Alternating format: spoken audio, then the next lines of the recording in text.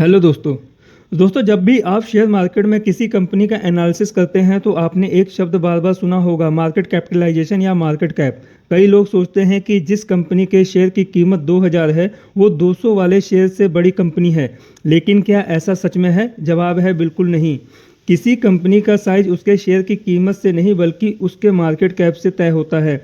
आज के इस छोटे से वीडियो में हम बहुत ही आसान शब्दों में समझेंगे कि मार्केट कैप क्या होता है, इसे कैसे कैलकुलेट करते हैं और ये आपके इन्वेस्टमेंट के लिए कितना और क्यों ज़रूरी है। सीधे शब्दों में कहें तो मार्केट कैपिटलाइजेशन किसी भी कंपनी के कुल बाजार की कीमत, टोटल वैल्यू को कहते हैं। यह दर्शाता है कि आज की तारीख में अगर शेयर बाजार के हिसाब से आप उस पूरी कंपनी को खरीदना चाहें तो आपको कितना पैसे की ज़रूरत होगी। अब सवाल आता है कि इसे निकालते कैसे हैं। इसका एक बहुत सीधा सा सिंपल सा फार्मूला है, यानी कंपनी के कुल शेयर को गुना करना है एक शेयर की जो मौजूदा कीमत है।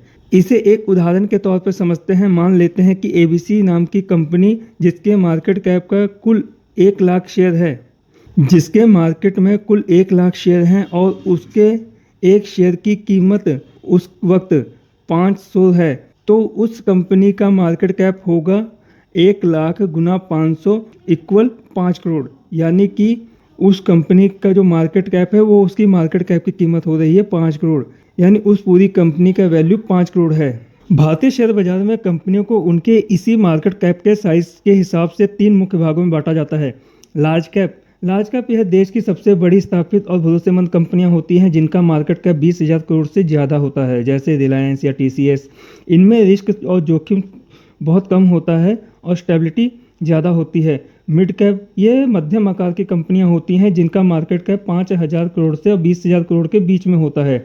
इनमें लार्ज कैप से ज़्यादा तेज़ी से बढ़ने और ग्रोथ करने की संभावना होती है, लेकिन रिस्क भी ज़्यादा होता है। स्मॉल कैप यह छोटी या बिल्कुल नई कंपनियां होती हैं जिनका मार्केट कैप 5,000 करोड़ से कम होता है। इनमें मल्टीबैगर बनने यानी पैसे को कई गुना करने की क्षमता होती है, लेकिन साथ में इनमें डूबने का खतरा मिड कैप से बहुत ज़्यादा होता है। अगर बढ़ गई तो बहुत ज़्यादा बढ़ेंगी, अगर डूब गई तो आपका पैसा भी डूब सकता है। तो दोस्तों, एक निवेशक के तौर पर यह आपके लिए बहुत ज़रूरी है।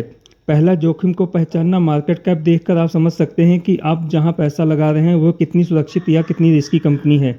दूसरा, पोर्टफोलियो का संतुलन। आप अपने बजट के और रिस्क लेने की क्षमता के अनुसार सही तालमेल बिठाकर कर सकते हैं। एक समझदार इन्वेस्टर हमेशा लार्ज कैप, मिड कैप और स्मॉल कैप का एक अच्छा मिक्सचर बना के ही रखता है। तो दोस्तों, किसी भी शेयर में निवेश करने से पहले अपने फाइनेंशियल एडवाइजर से सलाह जरूर लें। धन्यवाद।